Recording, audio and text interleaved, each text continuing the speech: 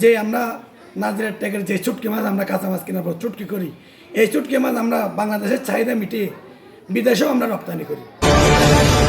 সবচেয়ে বড় চুটকি মহল যেটা আমাদের কক্সবাজার নাজিরের ট্যাগে অবস্থিত, এটার আসার পথে আপনারা নিশ্চয়ই এসেছেন। এই পথ দিয়ে আসার পর দেখেছেন আপনারা, আমাদের আসার পর অত্যন্ত নাজুক অবস্থা আপনারা দেখেছেন। আমাদের একজন ডেলিভারি মহিলা এখান থেকে যদি নিয়ে যাই, মাস পথে আমাদের ডেলিভারি হয়ে যায়, তেমন অবস্থা। আমরা এখান থেকে সরকারকে কোটি কোটি টাকা রাজস্ব এই চুটকি মহল থেকে। পাশাপাশি আমাদের এই পর্যটকের এরিয়াটা কক্সবাজার, পর্যটক আসতে আমাদের এখানে অত্যন্ত অসুবিধা। আমাদের বিভিন্ন জায়গা থেকে সারা বাংলাদেশে ফেরিয়ে বাইরে থেকেও আমাদের এখানে পর্যটকরা আসে। কেন আসে?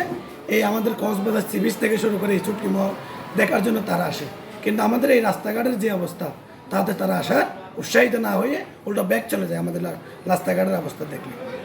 আমাদের দ্বিতীয় আমাদের যেই সমস্যা, আমাদের এখানে আপনি জানেন অনেক ব্যবসায়ী রয়েছেন, হাজারের উপরে ব্যবসায়ী।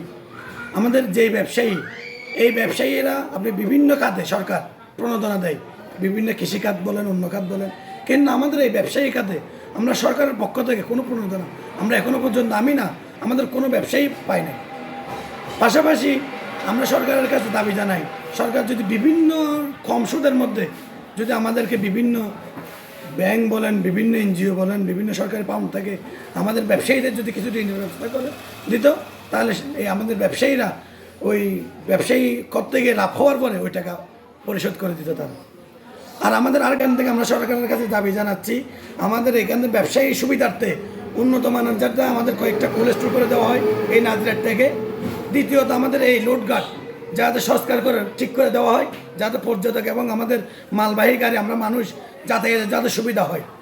তৃতীয় হচ্ছে আমাদের ব্যবসায়ীদের যাতে কিছু প্রণোদনা কম সুদে সরকারের পক্ষ থেকে দেয়, সেটা দিলে আমাদের অনেক উপকৃত হবে।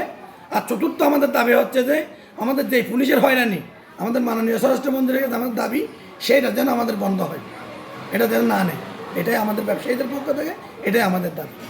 আপনারা জানেন আমাদের এই নাজিরাট ট্যাগের অলিগলি আমরা সরকারকে, পৌরসভাকে কোটি কোটি টাকা রাজস্ব দেওয়ার পরেও এখানে সব অলিগলি আমাদের সমিতির থেকে ব্যবসায়ীদের পাউন্ড থেকে আমাদের ঠিক করতে হয়।